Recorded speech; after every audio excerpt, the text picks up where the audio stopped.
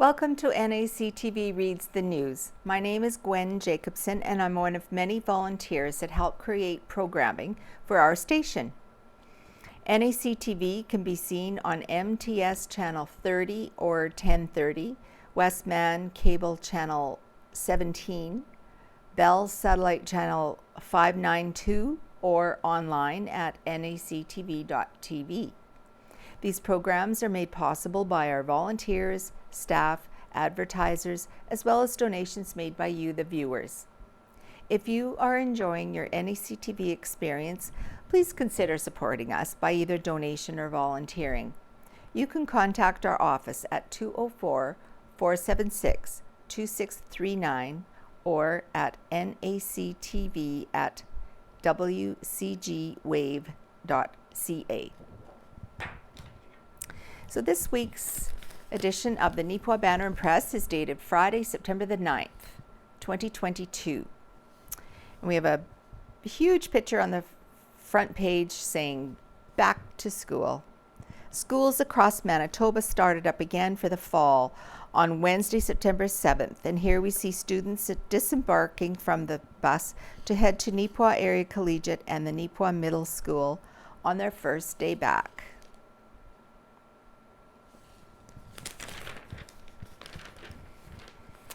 And we have an article, it says Jody Byram seeking PC nomination for Agassiz riding and hoping to replace retiring MLA Eileen Clark by Owen Devereaux. This is a picture of Jody Byram right here. A person who is likely very familiar with all the day-to-day dealings with the member of the Legislative Assembly must navigate, has decided to make the jump into provincial politics. Jody Byram, who has served as the aide/constituency assistant for Agassiz MLA Eileen Clark for several years, has pronounced her plans to seek the Progressive Conservative Party's nomination in the riding. If successful, Byram would be the party candidate in the next provincial election set to take place in October of 2023. That election would decide who officially replaces Clark as the MLA for Agassiz, as she announced last month that she would not seek re-election. Clark will remain and serve out the rest of her term as MLA, however, until next year. Byram is the first individual to announce her intentions to seek the nomination, and she has already hit the campaign trail running. In a social media statement made on Sunday, September the 4th, Byram stated that she intends on running a campaign focused on improving the lives of the people within the region and providing them a voice in provincial politics. She said, "I was born and raised in rural Manitoba. From spending my early years growing up on a farm to raising my children, I have learned the values of hard work, dedication, and commitment. These are the same values that the people of Agassiz share, and it is why I am eager to represent them in the Manitoba Legislative Assembly. I know the importance of having a strong voice for rural Manitoba, and I am that voice for Agassiz. I am a team player who will go above and beyond to get the job done. I am compassionate, understanding, and prepared to listen." The PC Party of Manitoba has yet to finalize the details for a nomination meeting. Despite that uncertainty on the schedule, Byram is encouraging people to contact her if they want to support her candidacy. The next provincial election is scheduled to take place in October of 2023.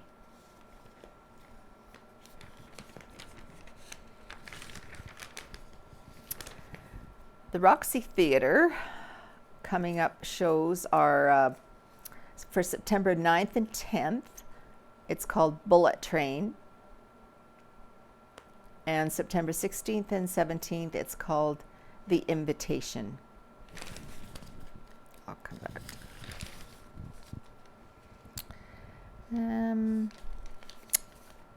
Right in the Center by Ken Waddell. Words are important. His disclaimer is that the views expressed in this column are the writer's personal views and are not to be taken as being the view of the Banner and press staff. I believe the column title above was also the title of a junior high English workbook. Words are important, and words are used to articulate opinions. Opinions are important, and everyone has some. Opinions are like noses, and everyone has one. It is very important that all opinions be heard and not suppressed. There are opinions we won't like, and that's fine. There are opinions that I hold that some people don't like, and that's fine too. I will defend their right to their opinion. All I ask is that they do the same in return. Following are some defined opinions. Some I agree with, some I don't. Populism is a much touted definition of popular politicians. It seems like it's almost always used negatively. But should it be? In order for a politician to get elected, they need to be popular, don't they? John Diefenbaker, Pierre Elliott Trudeau, and Preston Manning were all populists. Is that a negative thing? Political parties, by definition, must have an agenda. Otherwise, how would a voter know what the party stands for? Yet the word agenda is often used with scorn. So why is that? Some people believe in capital punishment and some don't. The topic has been debated for centuries. Capital punishment is common in the United States, non-existent in Canada. Does it deter criminals or not? When the committing of a violent crime ends in the death of the criminal, is that okay or not? Political views are wide-ranging. A study of Western Canada, or even Manitoba, will show a huge array of political views. We have had everything from ultra-conservatives to liberals, socialists, communists, and a few fascists thrown into our historical mix. So which one is correct? Or is there a single one correct? Climate change. Now that's the hottest topic on earth right now, pardon the pun. There are those who figure the world will end in a decade, and others who feel climate change is nonsense. Where's the truth?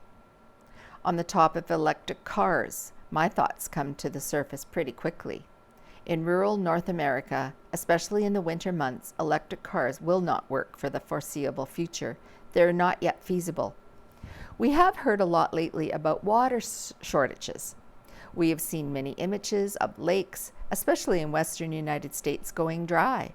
It may be in part to lower rainfall, but it can also be attached to increased usage of water for homes, manufacturing, and irrigation. You can only dip out of the pail for so long and it will become empty. Any doomsayers about lake levels need to look at excess usage as well as possible climate change and differences in rainfall. Western Manitobans are very familiar with wetlands and drainage. If there is flooding downstream, how often has it been due to excessive wetlands drainage? Just ask the farmers who live at the lower end of the White Mud watershed. Intensive and large-scale farming has come under severe criticism. Fair enough, but I am old enough to remember that in the 60s we were assured the world would run out of food.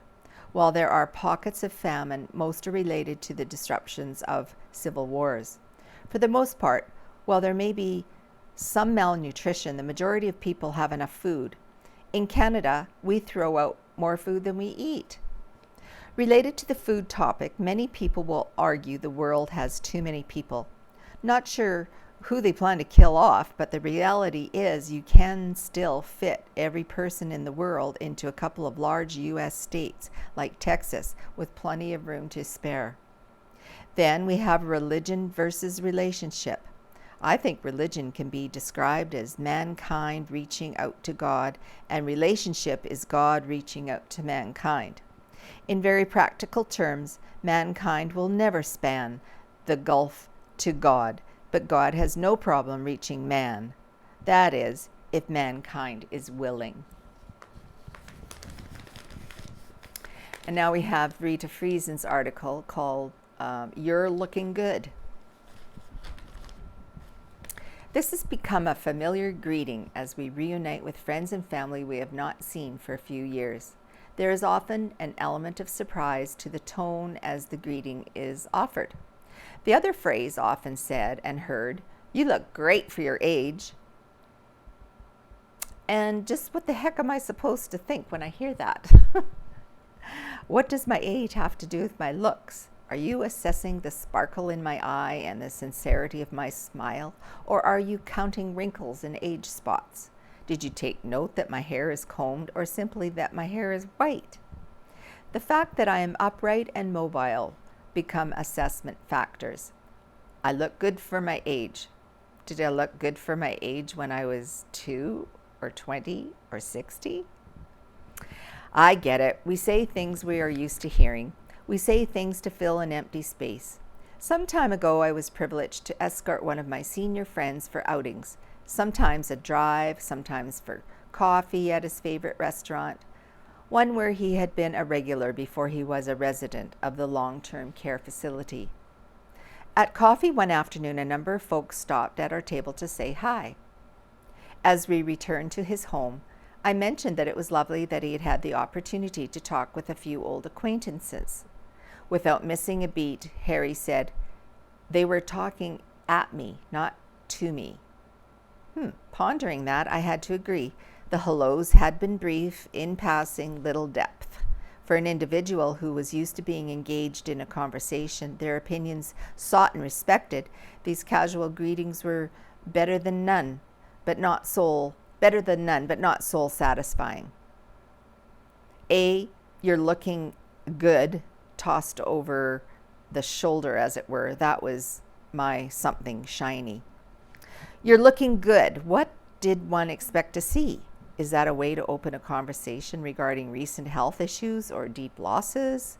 I can't say that I never use the phrase, and I can't say that at times there is not a hint of incredulity in my voice.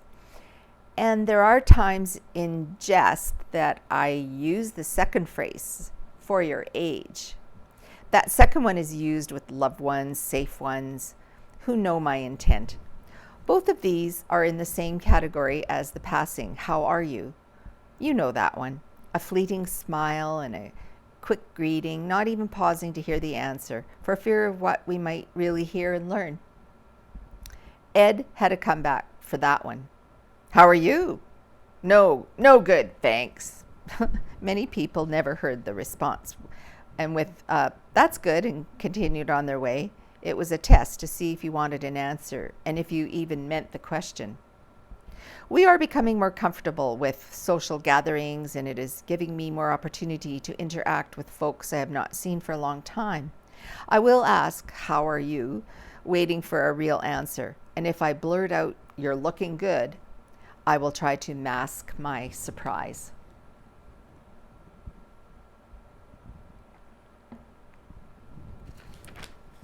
Now, Faithfully Yours by Neil Stroshine. His is entitled this week, 12 MVLs, Part 2.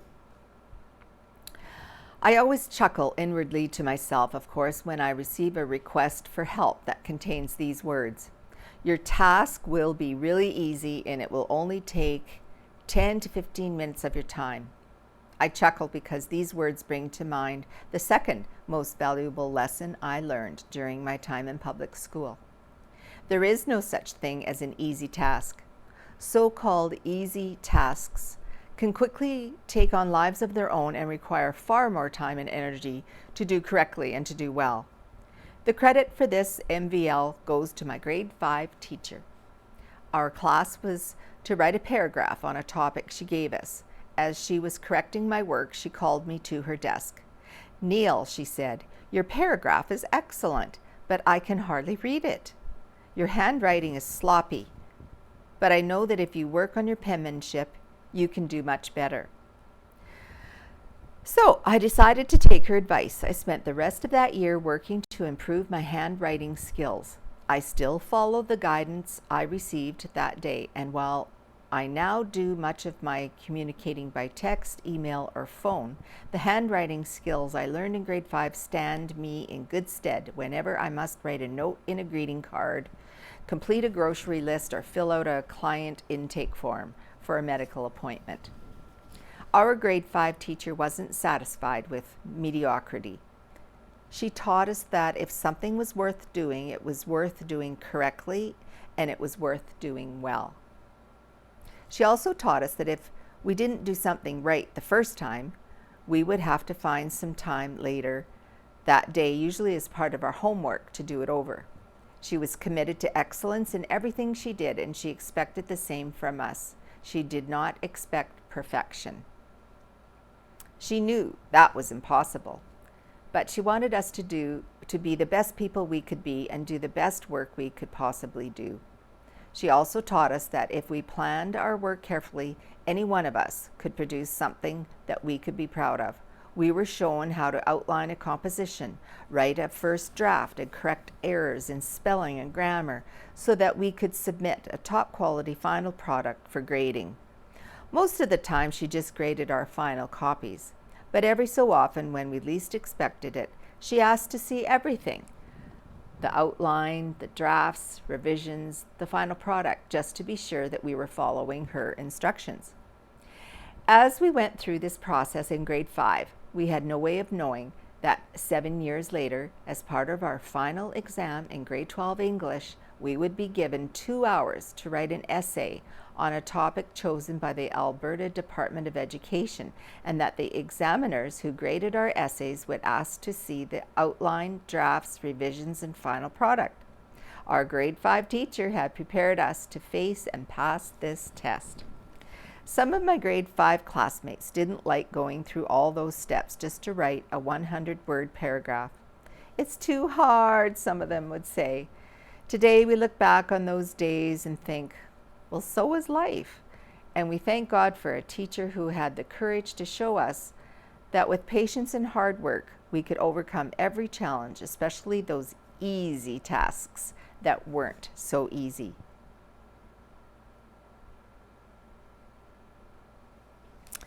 All right, thumbs up, thumbs down. Thumbs up, and many thanks for produce sent our way over the past weeks, all very much appreciated. Elks Manor tenants from Neepawa. Thank you to all the generous and thoughtful people who share their garden's bounty with the residents of Kinsman Court 1, Marlene Sayateki. Thumbs up to the person that found my cell phone in downtown Neepawa and handed it in at the RCMP office. Much appreciated. Shirley McConnell from Neepawa. Thumbs up to the Neepawa RCMP detachment for their quick response to our call a few days ago in the early morning hours. Thank you, from Orest and Kathy Kostenchuk.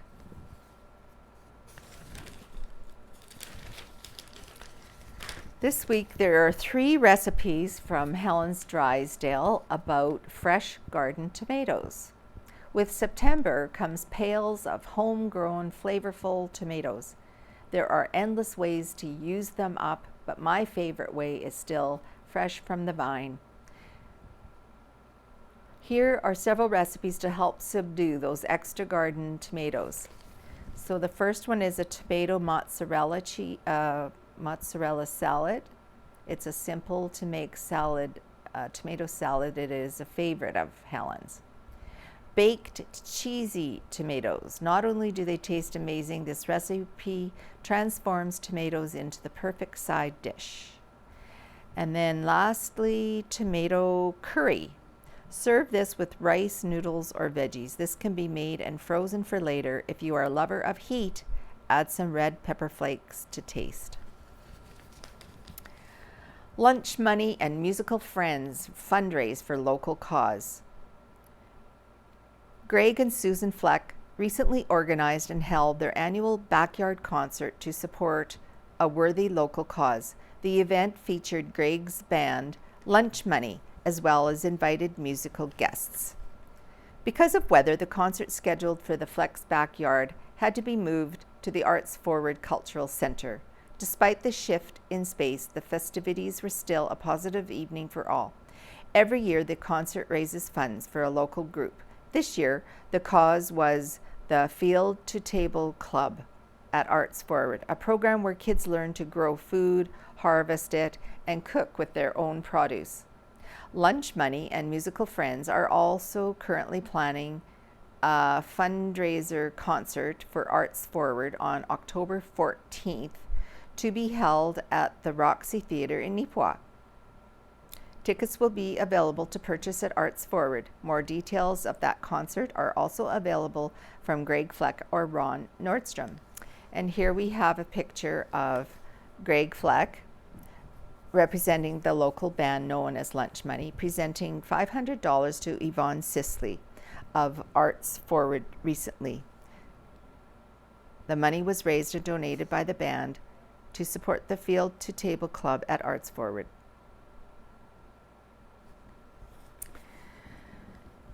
Okay, Kelwood Agricultural Fair, a huge success. The Kelwood Ag Society Fair was a huge success this year. We had a record number of people come through the gate, as well as a record number of entries in the third annual Andy Aucoin Memorial Show and Shine, which is sponsored by the Kelwood and Area Lions Club. The car show hosts a silent auction as a fundraiser for the car show, and this year we had 42 prizes. Congratulations to all the winners, and thank you for your support. The parade was one of the longest we have had in a long time. We had floats from Neepawa Vet Clinic, Cafe 37, Chris Winthrop, T&D Yard Services, Eileen Clark, Crystal Dunning, Bruce Gilmore, Ellen Kreiser, along with many horse and riders who were entered into the horse show and many of the cars that were in the car show. Our annual pie baking contest, which is a fundraiser for our fair, was sponsored by Kathy Carey and Connie Defoe in memory of their mother Heather, who was always a winner in the previous years. We would like to thank the volunteers that helped get ready for the fair. Without you, we couldn't continue this amazing fair. We hope to see everyone again next year, and thank you again for your continued support.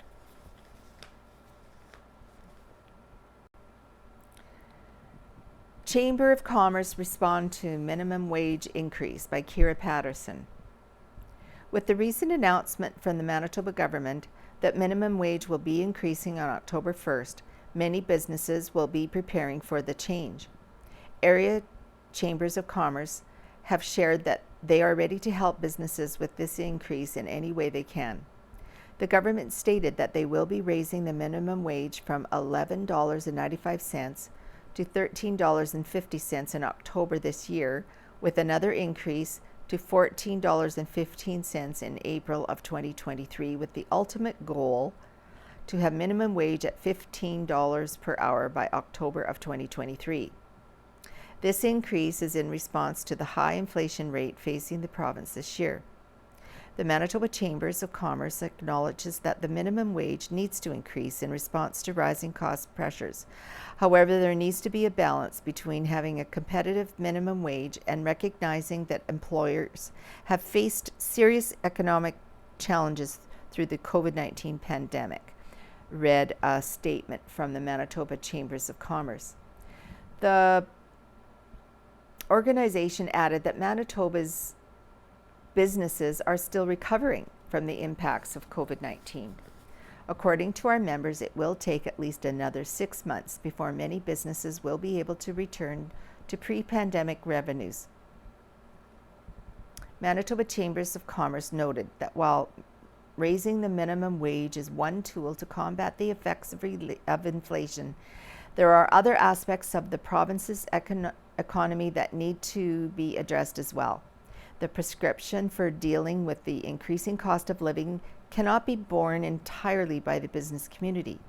While we were pleased to see the government's commitment to programs that will help small businesses adjusting to higher payroll costs, there is no better time than now to pursue broader scope initiatives and to address longer-term challenges, MCC stated. Carrie McPherson, president of the Neepawa and District Chamber of Commerce, noted that as of yet, the local chamber hasn't received any comments from their member businesses indicating concern about the change, but they are ready to assist any of the members who need it. We look forward to working together with all local businesses in navigating this change and in connecting businesses to support programs. With any change to the economic environment, much like throughout the pandemic, it requires all businesses to pivot and make adjustments to how they operate and serve their customers and community. She added that consumers should be aware that they still have the ability to help local businesses. What we can do as a community is consider how we are investing back in our communities by buying local where and when possible. The Banner and Press reached out to several local businesses to get their individual reactions to the minimum wage increase. However, none responded to the request for comment before the publication deadline. I don't know if you'll be able to see this very well, but it's quite interesting. This is something that's in our Beautiful Plains Museum. 2 pictures that show Neepawa's east approach into town. They're both from unspecified years, but they both show views of Neepawa's eastern approach. The approach looks very similar today, going up this hill here. The car that you can see in this photo appears like it may either be the late 30s or early late 30s or early 40s. And it has Neepawa right here, and this is I guess a closer look at it. Just letters made out of wood. Now, something about the Margaret Laurence Home. It had a visitor that emphasized local authors' international connections by Kira Patterson. A recent visitor to the Margaret Laurence Home has brought new attention to the impact the Neepawa-born author made in her time abroad. Kabdi Jamak, originally from Somaliland, Africa, came all the way from Bristol, England, where he currently resides, to visit Lawrence's childhood home. Jamak is a huge fan of Lawrence's literature, so much so that he hopes to one day build a library in Somaliland named for the author. The Margaret Laurence Home board member Brenda Ferguson and Blair Chapman took Jamak and a couple of his friends from Winnipeg on a tour of the historic site. At least 3 years ago, Jamak reached out to us, and he was planning a trip the following year, and the following year happened to be when COVID hit, stated Ferguson, explaining that this visit had been several years in the making. It's no coincidence that folks from Somaliland would be admirers of Lawrence's work. The author spent about 7 years in that area of Africa, 2 in Somaliland and 5 more in Ghana, then known as the Gold Coast. Her first 4 books were not about Maniwaka, the fictional town based on Neepawa. They were about Ghana and Somaliland, explained Chapman. Very early on in the conversation, Jamak said to me that within a very short time, he and others felt she just captured some essential qualities of life there. He told me that when Laurence first went to Africa, she wasn't well received because she was a white woman, but she immersed herself in the culture and became well loved by the community, added Ferguson. One of Jamak's travel companions, Mohammed Roble, actually grew up in the community in which Laurence lived. Chapman and Ferguson noted that both Jamak and his friends seemed very excited to be able to visit the Margaret Laurence Home, but the tour not only allowed the MLH board members to learn about Lawrence's influence on the Somali-born visitors, but also about their lives in their home country. Robla shared about what he did in Somaliland before he moved to Canada. He was a camel herder as a young man, and we learned about camels and camel milk and how important the camel was, Chapman related. Ferguson added that they learned that the camel herders could survive on consuming nothing but camel milk for about a month because the fat content is so much higher than cow's milk. In addition to knowledge and stories, Jamak also came bearing gifts. He left about a dozen items at the Margaret Laurence Home made in Somaliland that would be used in their day-to-day lifestyle there, from a hand-carved wooden bucket used for milking livestock, to animal hide shoes, to a multi-use wooden staff. Jamak left quite the variety of items. Chapman and Ferguson noted that they hope to one day create a display featuring Lawrence's Somali-based books with these items included for visitors to see. Both Margaret Laurence Home members noted that they really enjoyed talking to the Somali visitors, learning about their love of Lawrence and some of the history and lifestyle of Somaliland. It was a wonderful experience, Ferguson said of the tour. And Chapman added, being in Neepawa, we always push the Manawaka aspect of Lawrence's works. So to be opened up to that other aspect of her life as a writer, it made me want to do some more reading. And here's a picture of some of those articles that these men left, gifted to the Margaret Laurence Home. Some of the items included a wooden drinking jug. I guess that's that. A milking pail. Oh, this is the jug. That would be the pail, I guess. Animal hide sandals. Decorative beads. A wooden spoon, hand-woven mats, and a wooden staff used to clear brush and debris from where a group would be setting up camp. The Margaret Laurence Home Board hopes to create a display featuring these items for the public to see sometime in the near future. Nice. There's a thing on school here, just a reminder since school just started yesterday. Be aware of school bus vehicles. If a school bus is within sight, chances are children will be nearby. School buses make frequent stops. Flashing amber lights alert you to the fact that the bus is about to stop. It is your responsibility and the law to stop 5 meters behind or in front of a school bus when its red lights are flashing and the stop sign is extended. Currently, the maximum fine for passing a stopped school bus with its red lights flashing and the stop sign extended is $655.65 and assessment of 2 demerits. So be smart. As hard as it is to believe, school bus drivers have reported vehicles passing the stopped school bus on its right side, the side where children enter and exit the bus. Please follow the traffic laws and help keep our students safe. Now for the sports section, More Than Just a Fresh Coat of Paint by Owen Devereaux. In advance of the start of a new hockey season, the Neepawa Titans have upgraded their off-ice accommodations for players and personnel at the Yellowhead Centre. The Junior A Hockey Club has just completed a major renovation to a large portion of its dressing room space. The improvements include new storage facilities for team equipment and sweaters, which allows for the area it had originally been located to be opened up for other usage.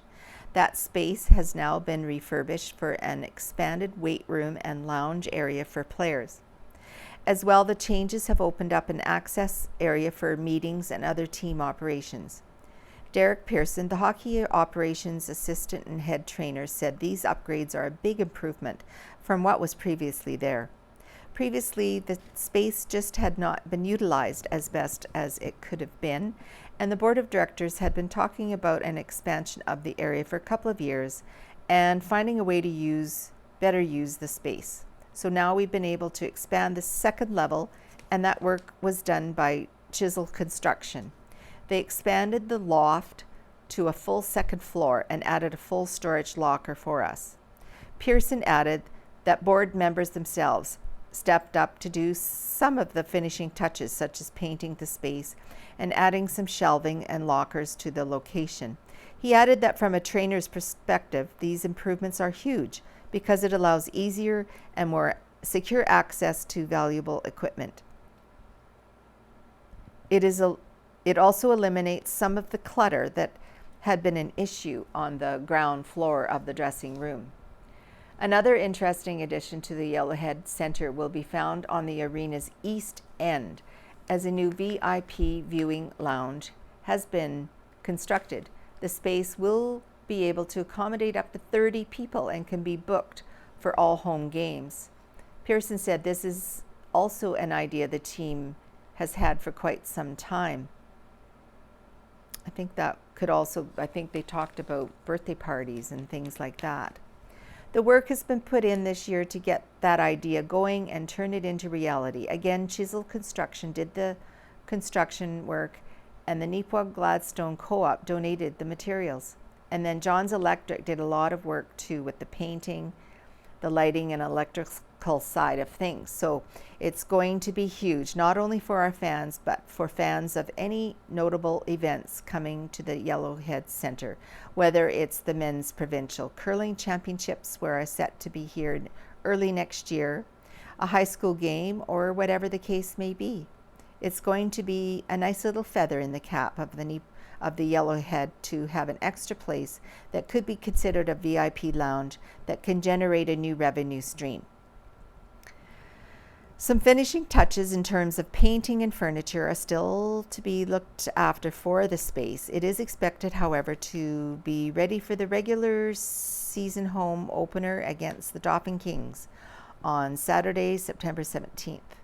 The exact cost of the upgrades could not be verified, as a large portion of the materials and the work was generously donated by Chisel Construction, John's Electric, and the Neepawa Gladstone Co-op.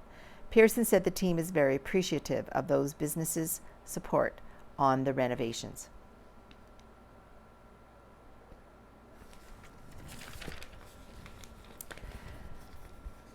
Kirkowich once again wins the Neepawa Golf and Country Club Rose Bowl Championship by Owen Devereaux.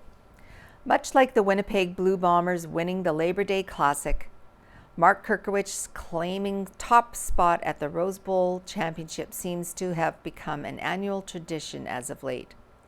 For the second straight year and fifth time in the last 9 years, Kirkowich has earned the victory in the Neepawa Golf and Country Club's annual Labor Day weekend tournament. As well, for the second straight year, Kirkowich was also able to hold off the difficult challenge of Colby Day in the match play tournament. Kirkowich's previous Rose Bowl wins were in 2014, 15, 17, and 21. This year was the 60th edition of the Rose Bowl tournament. This competition is one of the most prestigious events on the golf calendar and consistently attracts premier players from all across Western Canada, Manitoba. It uses the match play scoring system, which consists of individual holes won, halved, or lost. On each hole, the most that can be gained is 1 point.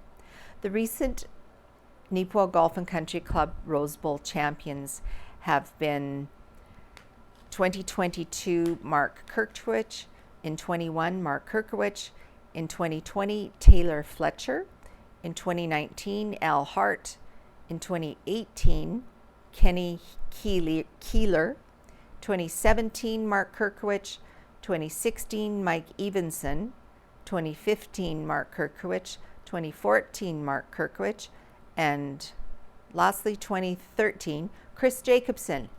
Woohoo! Welcome back to the rink, boys, and here's a picture of some of the Neepawa Titans that were trying to make the team at the training camp that was held at the Yellowhead Centre. It began Friday, September the 2nd. 55 prospects and returning players took part in the weekend selection camp, which concluded on Sunday with the Founders Cup game won by Team Gold 5-2 over Team Black.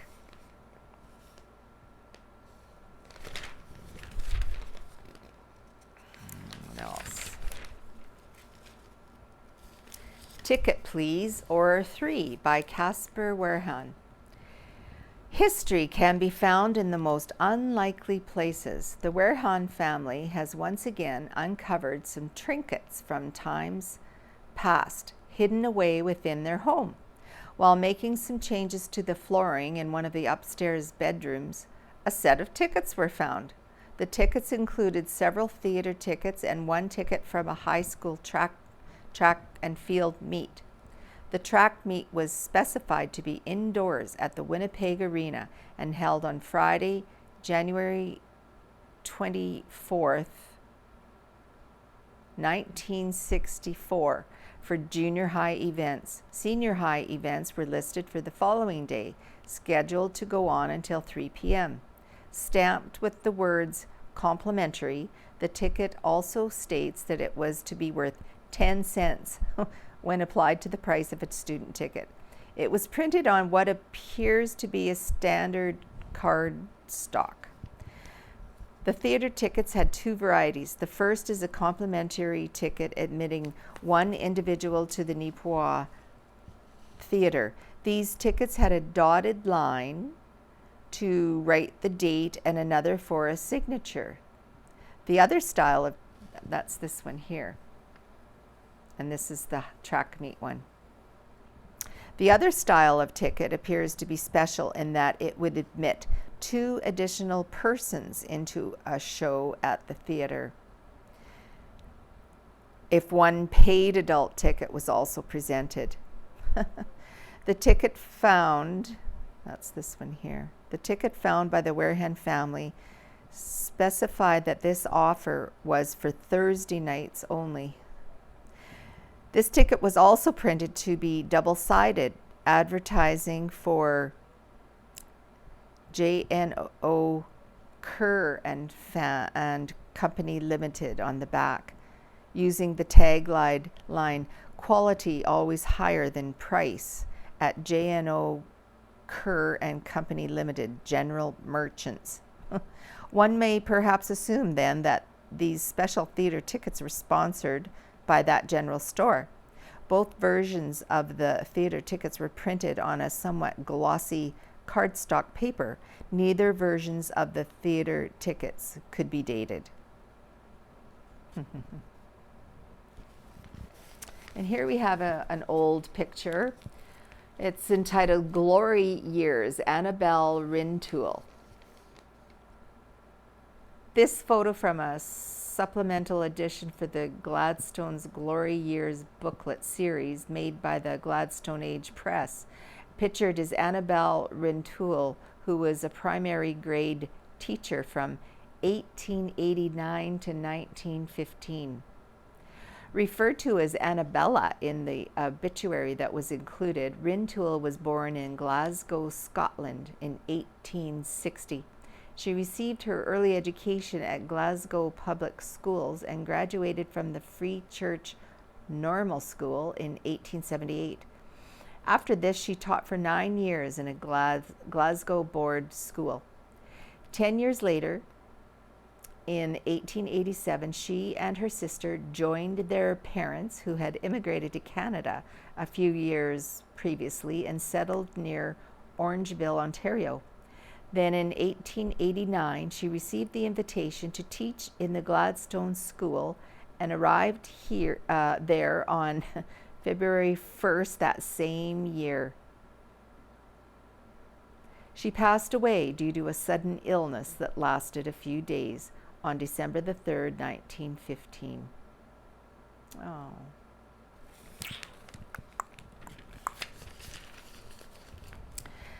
Gladstone Local to represent 4-H Manitoba in Toronto by Casper Werhan. Some local representation will be at the Royal Agricultural Fair in Toronto this year. Held on November the 5th, the fair will be attended by Sviana Bjornsson, age 14 of Gladstone. Bjornsson is attending to represent 4-H Manitoba and partake in the 2022 edition of the Canadian Young Speakers for Agriculture competition. A 4-H member for 8 years, she was primarily involved with the Neepawa 4-H Beef Club, but also spent a year with the Gladstone Handy Workers in addition to her regular 4-H activities. This will be Bjornsson's first time competing at this national level. It'll be a really exciting opportunity and a great experience, she said. And it will be a great networking opportunity, though there are perhaps a few nerves as well.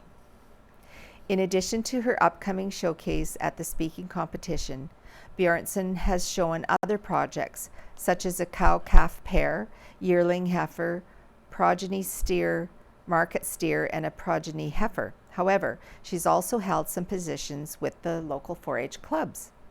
Some of the roles I've been in were as secretary, club reporter, and scrapbooker.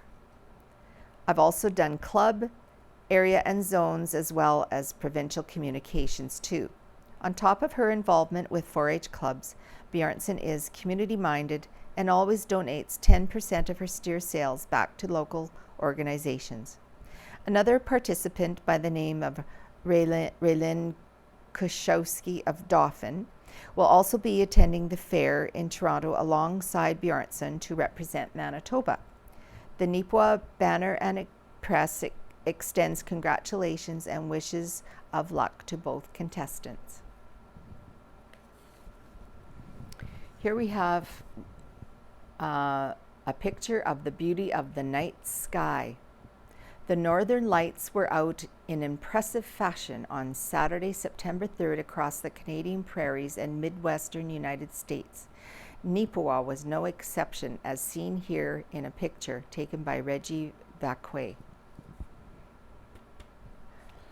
And we also have a picture of Neepawa Titans' start of the preseason. Cam Trimble scores for the Neepawa during the Titans exhibition game on Tuesday, September 6th against the Cam River Fighting Walleye of the SIJHL. Cam River would ultimately win the game by the score of 5-2. Now, I think I'll have a little bit more time, so the last thing I'm going to read is the looking back section. I guess I'll start from 110 years ago. September 10th in 1912. That's how long this press has been going. In Riding Mountain, Isaac Allen has purchased a gas tractor and is tearing up the sod and disking summer fallow in fine style. While filling his engine near the barn by the light of a lantern, he had the misfortune to catch a light, and Mr. Allen was all in flames in a moment. He ran and jumped down the well to put out the flames on his clothes, and then went to his engine and backed it out of the flames, but the barn burned down. Now, I said that was 110 years ago, sorry. This one is 100 years ago from 1922. Neepawa and the Winnipeg Tigers played a doubleheader here yesterday in the semifinals for the Amateur Baseball Championship of Manitoba. The locals made a fine showing in the afternoon, giving the visitors the short end of an 8-4 score. But in the evening game, the visitors put it over the locals 21-3. So it is not likely the Neepawa team will proceed any farther in the championship fight. It is more important to proceed with the threshing. Town volunteers to replace the rural players at their work are scarce. Now, 90 years ago, September 10th, 1932, Mrs. F. McLean and Mrs. L. Vivian returned Tuesday night at the home of Mrs. McLean a number of mothers and daughters at bridge in honor of Miss Patsy Gwen, a bride-elect of Miss Gwen this month. Miss Gwen was presented with a silver cake basket. Mrs. J.L. McKay won the prize at bridge. 80 years ago, 1942, Company Sergeant Major Kenneth Ivan McCammond, Cameron Highlanders, son of Mrs. Catherine McCammond of Neepawa, died as the result of wounds received while participating in the raid on Dieppe. Sergeant Major McCammond, age 45, was attached to the Camerons for 20 years and went on active service the day war broke out. He served in the Signal Corps in his last war, and prior to enlisting in this war was employed as a carman at the CNR shops at Winnipeg. George Vivian is now stationed in Egypt, and the following is a postcard from him. George was formerly with the RCAF at Ceylon and took part in the raid that crippled the Japanese fleet. The card was dated May the 19th and read as follows. Hello, I hope you are keeping fine. I have enjoyed myself lately seeing all these wonderful places. I would sooner be here than in England because everything is so different here. People dress the same as you see in Bible pictures and work the land with oxen and wooden plows. They have some of the nicest buildings I have ever seen. 70 years ago, September 11th, 1952.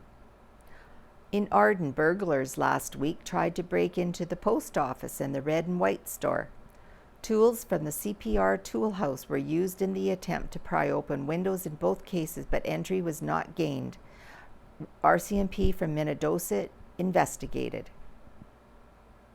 60 years ago, September 7th, 1962. Twin sisters, Mrs. R.S. Horn and Miss Rose Mackenzie, both formerly long-term residents of Neepawa, marked their 90th birthday yesterday, September 9th. The sisters recently took up residence in the new Middle Church home in Winnipeg.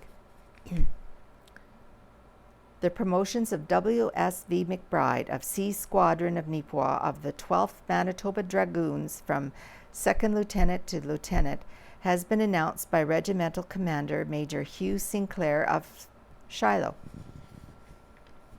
One of the few remaining pioneers of the Eden District, William John Doble, died in Neepawa District Memorial Hospital August 27th at the age of 86.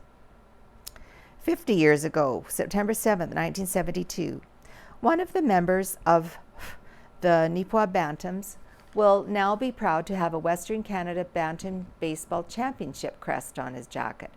Pictured Doug McBride had the memorable experience of being asked to join the Manitoba champions, the Norbury Club from St. Vital, where they played in the Western Canada event at Melville, Saskatchewan on the Labor Day weekend. Also, the installation work of the new artificial ice plant at the Yellowhead Centre arena is now virtually completed.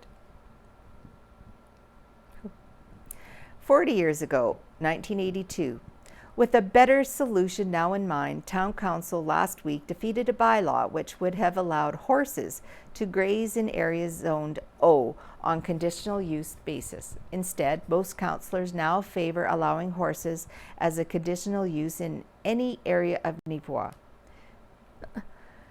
The family of Peter and Nancy Renka honored their parents on the occasion of their 50th wedding anniversary with a supper and dance in the Arden Community Centre on Saturday, August 7th, 1982. Peter and Nancy were married October 19th, 1932 at Kelowna, Manitoba. They lived at Elk Ranch until 1947 when they moved to the Glen Home district where they still reside today. 30 years ago, 1992, Richard Sumner would be the first to support improvements to Neepawa nuisance grounds. Last Tuesday, a fire in the nuisance grounds jumped to Sumner's adjacent 14 acres field and burned 2 to 3 acres of swathed rye. And lastly, 20 years ago, September 9th, 2002, the Neepawa and District Chamber of Commerce has challenged its Minnedosa counterparts to see who could raise the most money for the Terry Fox Run. And one more thing, the Neepawa Drop-In Centre has noted that we are open and looking for more 55-plus members. Floor shuffle and floor curling leagues start September the 12th. Our four 6x12 pool and snooker tables are available for drop-in play Monday through Saturday afternoons. Cribbage and 500 card games are also played on a drop-in unscheduled basis. Quilting is also done on a drop-in basis. For more information, call Loretta at 204-476-2666 or Dan at 204-470-5915. There. Well, that is it for this week's edition of the Neepawa Banner and Press. So thank you for joining us, and hopefully we'll see you next week. So bye for now.